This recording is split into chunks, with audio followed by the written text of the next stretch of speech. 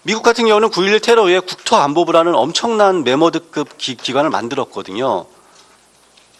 엄청난 비용과 엄청난 인력과 그렇게 소모가 돼요. 근데 그렇다고 해서 미국의 FBI나 CIA를 이관했느냐? 그렇지 않거든요. 그대로 두고 있습니다.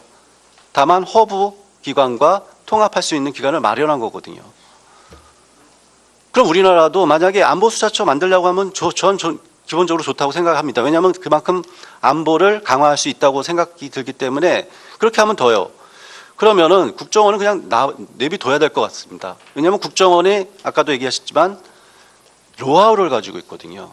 해외 수집 정보할 수 있는 인력, 요원들, 네트워크 다 구축하고 있거든요.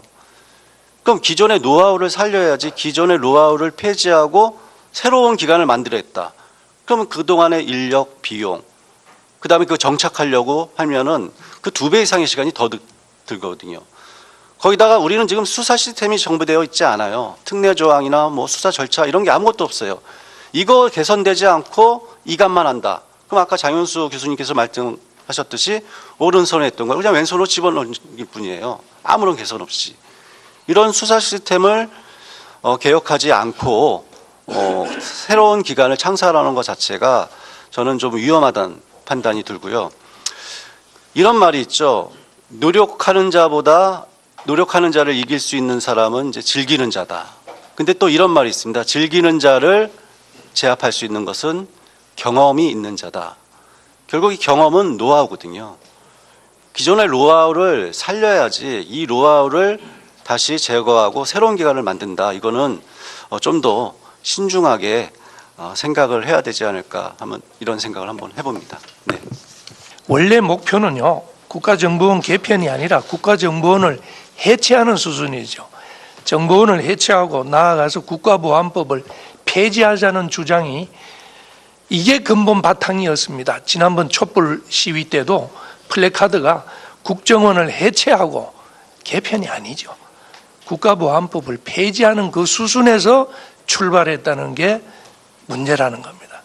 그런데 당장 해체하고 국가보안법을 폐지를 내세우면은 우리 국민 대부분 또 남북관계 대치 상황에 있는 이 내용을 알고 있는 국민 대부분이 극히 반발할 것을 알기 때문에 개편이라는 어떻게 보면 좀 비급한 용어로서 뭐 이렇게 산산이 찢어서 국가 안보를 더 뭐 챙기는 것처럼 하는 그런 것 같습니다.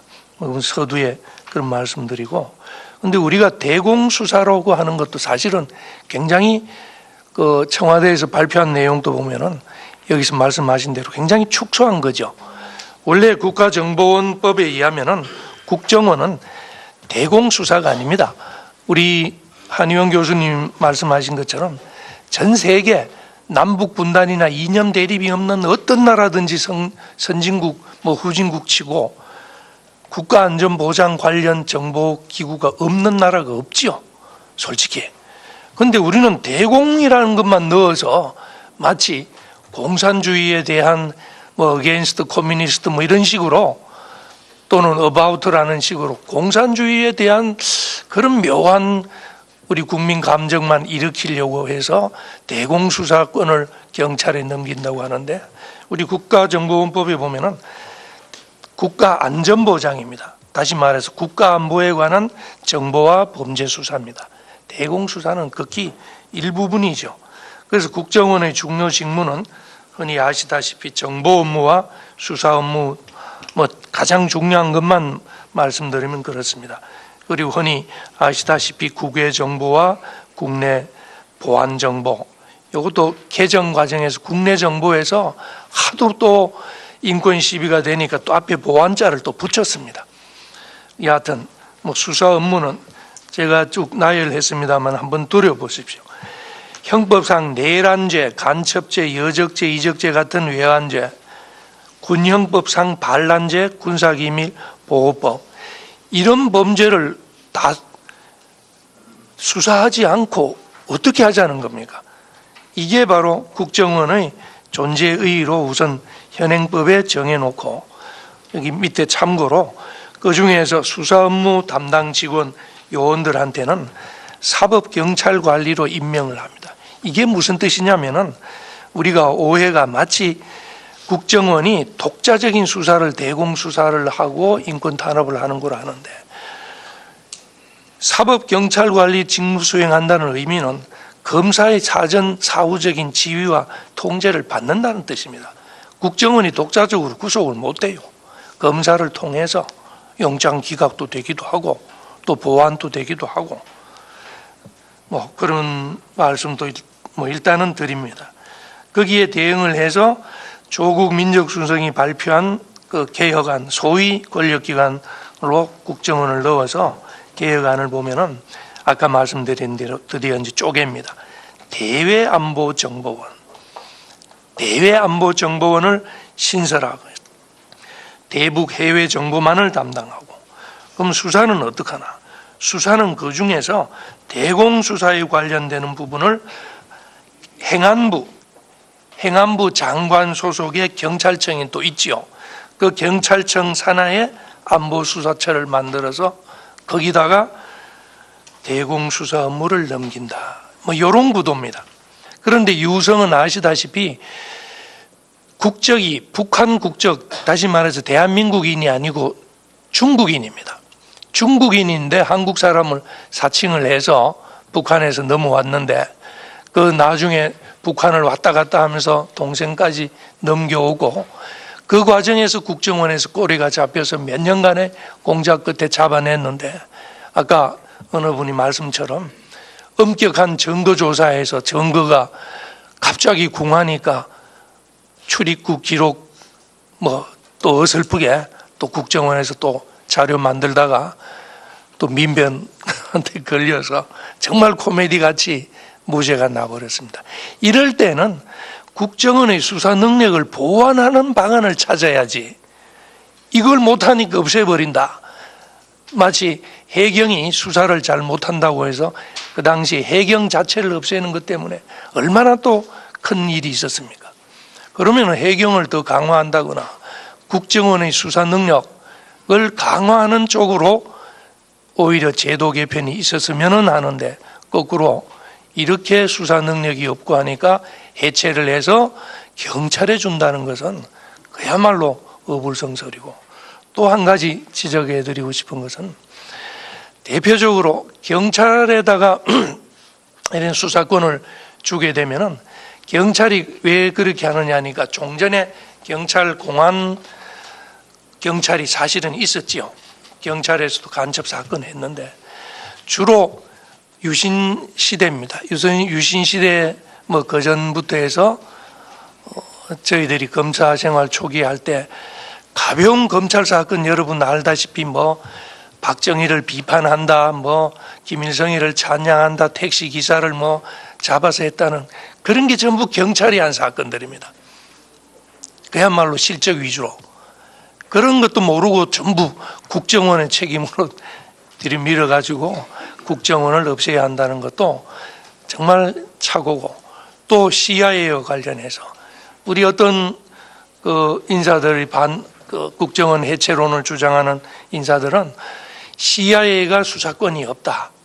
아까 말씀하셨습니다마는 CIA는 수사권이 없지만은 정보에 관한 조사권이 거의 수사권 못지않게 비밀 정보를 합니다.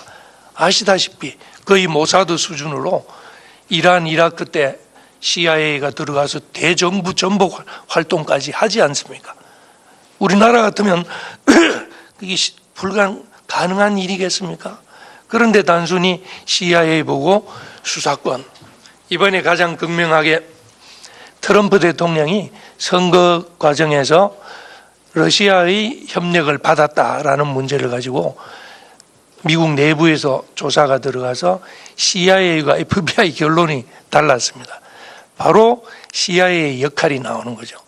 CIA에서는 미국 트럼프 대통령이 러시아의 그 영향을 받았다라고 발표를 하고, FBI에서는 그렇지 않다고 했습니다. 그게 뭐냐? FBI는 그야말로 기소를 전제로 하는 기관이니까 기소할 만큼 트럼프가 개입되어 있다는, 러시아하고 밀착되어 있다는 증거가 없으니까 FBI에서는 트럼프가 그렇진 않다 하고, CIA에서는 법원에 넘겨갈 걸 생각하지 않는 정보 차원이기 때문에 CIA에서는 트럼프가 러시아한테 영향을 받을 수 있다, 이렇게 똑같이 다른 걸 했습니다. 그런데 우리는 그걸 갖고 비판하지만은 정보라는 차원에서는 그런 두 가지 측면이 다 필요하다는 것을 우리 국민들은 꼭 알아두셔야 됩니다. 그러면 국가정보원은 오히려 우리는 CIA가 없고 우리나라 국가정보원은 거꾸로 FBI와 비교를 해야 됩니다. 그럼에도 불구하고 CIA 국가정보원 해체론자들은 다시 말해서 CIA가 수사권, 기소권이 없기 때문에 하는데 아주 잘못된 표현이죠. FBI입니다. FBI 보면 한의원 우리 교수님이 영어로 쭉 잘 해놨습니다만 그 자료에 보면은 FBI가 하는 일이 최우선 목표 과제가 지금 국가안보가 들어갑니다. 미국을 테러 공격으로부터 보호하는 대테러 업무부, 외국의 첩보 활동과 간첩 활동으로부터 보호하는 대간첩 업무 부서가 FBI에 있습니다. 나아가서 최근엔 사이버 공격 및 첨단 범죄로부터 보호하고 국내 국제 조직 범죄까지 수사하는 것을 FBI 업무로 되어 있습니다. 그렇게 하면 오히려 거꾸로 국정원이 FBI와의 비교를 해야 되는데 FBI는 수사권이 있지요. 물론 미국의 경찰 뭐 따로 또 있음에도 불구하고. 근데 이 국가정보원을 해체 수순으로 그 대공수사권을 없애고 국내 정보를 못하게 하는 것은 저는 아까 서두에 말씀드린 대로 아예 처음부터 아예 국정원을 없애고 아예 국가보안법을 없애기 위한 수순이다. 저는 그 자체가 문제지. 우리가 뭐 복잡하게 수사권을 이리저리 주고 하는 그 걱정하는 단계는 벌써 지나지 않았나. 그런 좀 엄중한 말씀으로 마칠까 합니다. 2006년 11월 12일자 연합뉴스를 그대로 옮겨보았습니다. 국정원이 1심의 조직원 장모, 이모, 손모 씨에 대해 10수년 동안 모은 압수물 조사 기록만 해도 77만 쪽 분량이다. 채모와 또 다른 이모의 수사 기록까지 합치면 1심의 사건 관련 자료는 100만 쪽에 육박할 것으로 예상한다. 국정원 조사 때와 마찬가지로 장 씨 등이 묵비권 행사, 단식 등을 통해 검찰 조사에 응하지 않을 가능성이 높다. 자신의 행적은 물론 압수물의 존재까지도 모두 부인했다. 베이징에서 북한 공작원을 만난 다른 구속자들도 조사를 거부한 것으로 알려졌다. 변호인단도 변호인 조력권 침해를 내세워 문제 삼고 있다. 정치권이 이해관계에 따라 날선 공방을 벌이고 있는 현실도 검찰 수사에 적지 않은 부담으로 작용할 것으로 보인다. 그리고 이 기사에는 없지만 1심의 사건으로 당시 김성규 국정원장은 사표를 썼습니다. 피의자 5명의 변호사가 37명이나 붙었습니다. 앞에서도 말씀이 있었지만 변호사 접견만 87회였습니다. 이런 것들이 국제범죄, 마약, 산업스파이 범죄는 물론 일반 형사범과 대공사범을 구분짓게 하는 이유입니다. 바로 이런 게 대공수사의 현실입니다. 1심의 사건 검찰 송치 기록이 100만 쪽이라면 최소 99만 쪽 정도는 수사 착수 전에 미리 준비가 되어 있었을 겁니다. 수사를 통해서 새로운 증거를 확보하는 경우는 극히 어렵습니다. 정보 수집 단계에서 99.9%의 증거를 미리 확보해 두어야 합니다. 정보 수집은 국정원이, 그리고 수사는 경찰이 한다고 할 때 국정원이 국가정보 역량을 총동원해서 10수년간 확보한 99만여 쪽에 달하는 조사 기록을 경찰에 넘겼습니다. 과연 경찰이 20일간의 수사 기간 동안 수사 처리가 가능할까요? 아마 제대로 한번 읽어보기도 어려울 겁니다. 대공사건은 국가가 피해자이기 때문에 피해자가 특정되지 않고 피해 사실도 잘 드러나지 않습니다. 그래서 첩보 수집이 지극히 어렵습니다.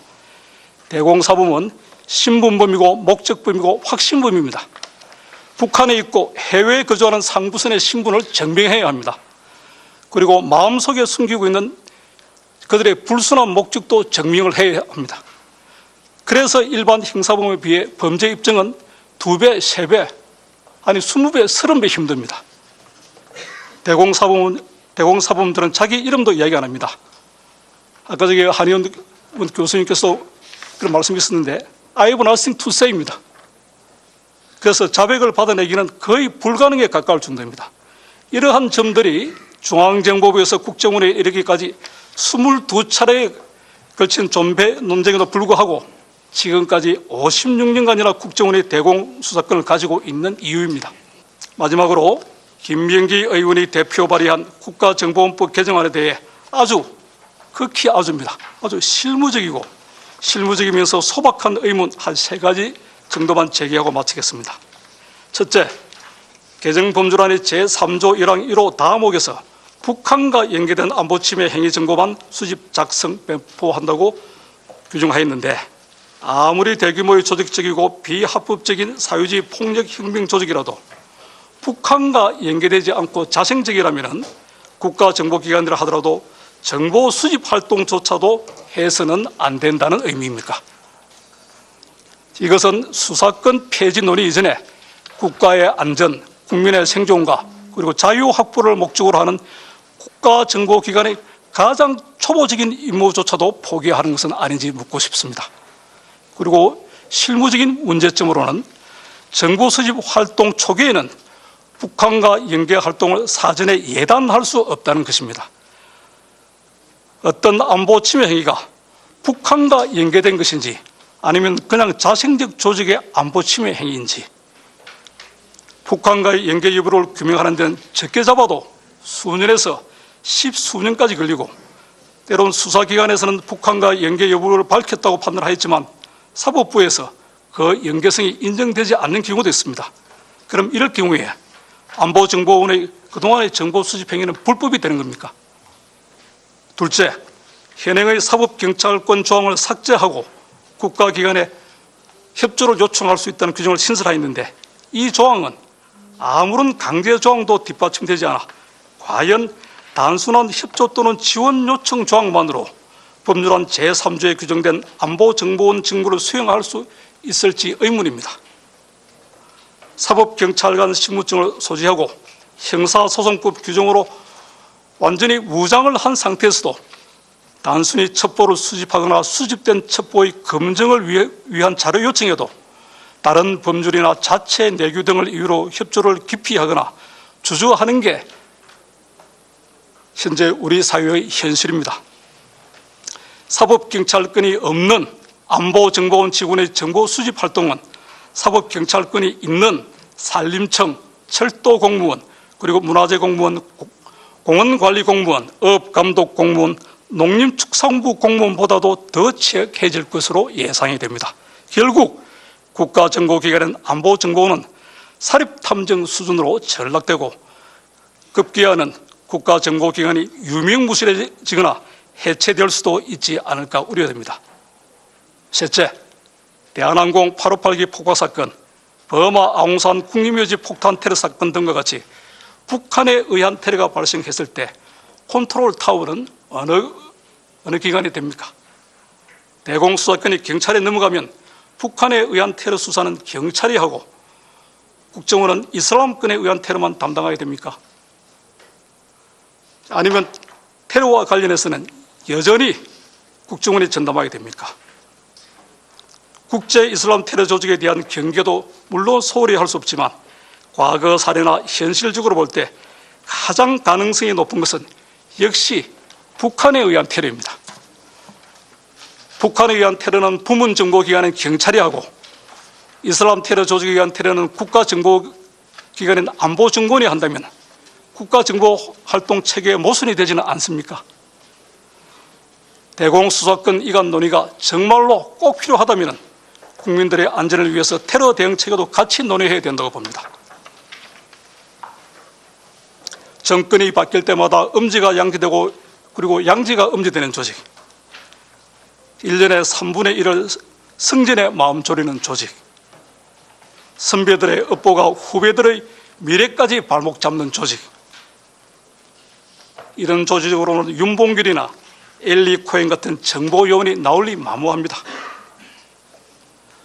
국정원 대공수사권 폐지는 정책적 타협의 대상이 아닙니다. 앞에서도 말씀이 있었듯이 일모도원 갈 길은 먼데 해는 주고 있습니다. 지금은 국가 정보 역량 강화 논의가 필요한 때입니다. 이상으로 발표를 마치겠습니다. 감사합니다. 하지만 이 대공수사 영역에 있어서만큼 증거 능력을 첨예하게 다투는 부분도 없습니다. 우리는 증거 수집을 할 수도 어려운데 결국 정보기관이나 수사기관이 증거를 수집해서 법정으로 갑니다. 근데 이 증거 능력이 인정을 잘 안 하고 있어요. 이런 현실에서 과연 우리나라의 그 특례 조항이라든가 안보 현실, 법제도 시스템이 구비되지 않은 상태에서 지금 대공수사권을 경찰청 산하에 이관하겠다. 이거는 좀 문제가 있지 않나 싶고요. 그다음에 조직도를 제가 계속 한번 봤습니다. 그 최근에 민정수석님이 제시한 조직도를 봤는데 유난하게 분리를 강조하고 있더라고요. 일반 경찰, 수사 경찰 분리하고 있고요. 대공수사를 분리하고 있고요. 뭐 이렇게 다 분리를 하고 있어요. 기존의 간편하고 신속한 보고 체계와 초동 조치가 이 개혁안을 보면은 어지럽고 산만하고 복잡합니다. 근데 우리는 그 전에 미리 이렇게 하면 안 된다는 것을 겪어왔어요. 세월호 사건. 지금 이번 정권에서 유난히 강조하는 세월호 사건 촛불 지휘를 보면요. 선 조치해야 되고 신속한 조치해야 되고 신속한 대응해야 되고요. 신속한 보고를 해야 돼요. 근데 이 안보 사건, 테러 사건, 간첩 사건, 국가 비상사태입니다. 근데 경찰청 밑으로 넣었어요. 이게 차관급이거든요. 그러면은 대통령까지 보고하는데, 조치하는데 2단계, 3단계를 거쳐야 됩니다. 근데 경찰, 이 차관급이라는 기존의 테두리에서 이 거치는 동안 저는 제대로 보고가 될 수 있을까? 차장되지 않을까? 우려가 되고요. 그러나 국정원은 대통령 직속이기 때문에 할 수가 있거든요. 그 다음에 새로운 기관을 만들어서 이관한다. 이거 굉장히 위험한 노하우를 갖다 수십 년 동안 축적해 왔었기 때문입니다. 이런 상황에서 새로운 조직의 권한을 갖다 이양했었을 때 아무래도 이 권력의 문제를 떠나가지고 이 기능의 효율적인 수행에 있어서 공백이 생기는 것은 당연할 겁니다. 적어도 과도기적인 상황에서 상당 기간 그럴 겁니다. 그리고 그렇다면은 자, 권력을 통제하는 효과는 별로 나타나지 않고 기능은 오히려 약화시키고 이거 도대체 왜 해야 되느냐? 무엇을 위한 권한이관이냐? 이걸 묻지 않을 수가 없습니다. 차라리 이거 대통령 관여 안 하겠다. 대통령 소속해 있는 경찰이 아니라 아예 다른 기관으로 보내겠다라고 해버린다면 또 모르겠습니다. 근데 그게 아니거든요. 오른손에 왼손, 왼손에 오른손, 그건 아무것도 아닌. 그야말로 눈 가리고 아웅하는 것밖에는 되지를 않습니다. 자, 시간이 많지 않았으니까 이제 결론으로 바로 넘어가겠습니다. 결국 문제를 진짜로 권력의 오남용에 있다라고 생각한다면 국정원의 권력, 검찰의 권력 이전에 대통령의 권력 자체를 갖다가 분산하고 통제해야 됩니다. 아까 말씀드렸듯이 총리에게 부속권, 국무위원 제청권 이런 거 부여해 봤자 대통령의 권력이라고 하는 것이 살아있는 이상은 그건 다 유명무실하게 됩니다. 마찬가지로 국정원을 진정으로 개혁하려고 한다면은 대공수사권의 경찰기관이라고 하는 이런 납득하기 어려운 방법보다는 오히려 대통령이 국정원을 불법적인 이관해야 되는지 이런 논의조차 하는 건지 하는 게 맞나 싶고요. 그다음 제가 2011년서부터 이제 테러 연구를 해왔는데요. 그때 지금 많은 분들이 오해를 하고 계신데 요즘은 꼭 짚고 넘어가야겠다는 생각에서 얘기를 해봅니다. 제가 2011년서부터 계속적으로 테러 연구를 했는데요. 그 정보기관이 수사권을 갖고 있지 않다는 언론 보도나 몇몇 전문가들이 얘기를 하고 있는데 이거는 잘못된 것입니다. 지금 정보기관은 지금 저희 그 토론문에도 보면 아시겠지만 대다수의 많은 국가들이 수사권을 보유하고 있습니다. 그다음에 아까 회장님께서도 얘기하셨지만 우리보다 더 많은 수사권과 영장 청구, 포괄적 영장, 함정 수사, 잠입 수사, 비밀 수색, 뭐 형사 특례 조항 하다못해 전담 재판부 FISC죠. 인정하고 있어요. 근데 왜 자꾸 이런 주장을 하고 있는지 도대체 이해가 안 되고 있고요. 그 다음에 많은 경우가 이제 미국을 벤치마킹 하자고 얘기를 하고 있는데 미국의 이제 CIA를 보고 그런 얘기를 하고 있나 본데 아까 한의원 교수님께서 발표문을 보시면 정확히 지적을 잘 해주셨는데 미국은 DNI 소속 16개의 정보기관이 있습니다. 물론 이제 미국이 우리나라보다 영토도 크고 예산도 크고 많은 인력도 있고 그렇지만 우리나라 상대가 안 될 정도로 많은 정보기관을 갖고 있어요. 그 다음에 또 많은 분들이 오해하고 계시는데 미국은 FBI라고 있습니다. 근데 그게 수사기관으로 알고 있는데 수사기관이 아닙니다. 제가 최근에 그 DIOG라는 그 FBI 그 공작 활동 지침서를 번역을 해봤는데요. 정확히 말하면 법 집행기관이면서 정보기관입니다. 정보기관이에요. 정보 수집하고 분석하고 공유하고 대통령께 보고하고 그다음 비밀 그 해외 요원, 특수 요원 그 전 세계 모든 그 지점 다 운영하고 있어요. 우리 국정원하고 똑같습니다. 오히려 우리 그 국정원은 그 FBI보다 더 먼저 그 선행하고 있었어요. 왜냐하면 그 분단 국가의 아픔 현실을 인식했기 때문에. 그 다음에 또 하나 또 제가 의문시 되는 것은 지금 개혁안을 보면은 국내 정보와 해외 정보를 분리하겠다고 하고 있는데 지금 저희 회장님께서도 앞서 얘기를 하셨지만 지금 21세기입니다. 과학기술이 발전하고요. 이제는 핸드폰 갖고 다니고요. 인터넷 갖고 다니고요. 그다음에 SNS 통하고요. 다 할 수 있어요. 근데 이런 시대에 지금 냉전 체제의 그 유무를 그대로 받고 있습니다. 우리나라는. 법제도 없고요. 특례 조항 없고요. 그다음에 해외 전담 재판부도 없습니다. 하물며 휴대폰 감청도 하기 어렵습니다. 물론 법제상으로는 있지만 통신사들이 할 수 있게끔 의무 조항이 없어요. 할 수 있다라고만 되어 있습니다. 근데 누가 어떤 통신사들이 이런 위험을 무릅쓰고 정보기관 수사기관한테 모든 정보를 공유하겠습니까? 안 됩니다. 안 됐습니다. 미국이나 다른 나라들은요, 정부 또는 자체적으로 통신 사들이 감청 설비를 할 수 있게끔 하고 있어요. 그 다음에 수사기관들한테 협조를 해야 한다고 의무 규정을 하고 있습니다. 근데 우리나라는 그렇지 못하다. 그 다음에 변호인 접견 무한대로 할 수 있습니다. 최근에 모 사건에 의하면은 87회에 거쳐서 변호인 접견을 할 수 있도록 되어 있습니다. 뭐 옆에 헌법학자 계신 분 계시지만 안보사범, 테러사범, 간첩사범일 경우에 변호인 접견을 그렇게 무한정 릴레이로 할 수 있는 것 자체도 저는 의문이라고 생각하고요. 그 다음에 지금 과학기술 시대인데 아까 한의원 교수님께서도 얘기를 하셨겠지만 목적으로 이용하지 못하도록 하는 통제수단. 이게 필요할 겁니다. 국정원에 대한 실질적인 통제가 되기 위해서는 국정원의 배후에 대통령의 영향력이 있다는 점을 고려해야지 그건 아닌 척하면서 문제에 대한 답을 찾으려고 해서는 안 된다. 그런데 국회가 국정원의 활동에 대해서 보다 심층적인 통제를 가할 수 있도록 하는 제도적 장치, 법원이나 헌법재판소가 조금 더 깊이 있게 통제할 수 있도록 하는 제도적인 장치, 이런 걸 찾아야지. 그렇지 않고 국정원의 대공수사권을 경찰로 이관하는 것만으로 문제가 해결된다. 이거는 좀 속된 말로 간판 사기라고 봐도 무방하리라고 생각을 합니다. 이상 마치겠습니다. 감사합니다. 형법을 이론 중에서 이제 인과관계론이 있습니다. 이제 원인과 결과인 사이에 이제 어떤 연관관계가 있어야 된다는 얘기인데, 제가 이제 최근에 이제 언론에서 많이 얘기하는 게 있습니다. 국정원의 뭐 댓글 사건이라든가 뭐 특활비 사건을 대면대 뭐 그런 거는 괜찮습니다. 근데 그걸 통해서 이제 대공수사권을 이관해야 된다, 폐지해야 된다는 것은 도대체 어떤 연관관계 또는 형법상 어떤 인간관계가 있기 때문에 그런 것들을 주장하는지 먼저 의문이 들 수밖에 없고요. 그 다음에 이제 저희 나라는 이제 분단 국가고, 그 다음에 그동안에 뭐 대한민국 대한항공 칼기 폭파 사건이죠. 그 다음에 최근에 뭐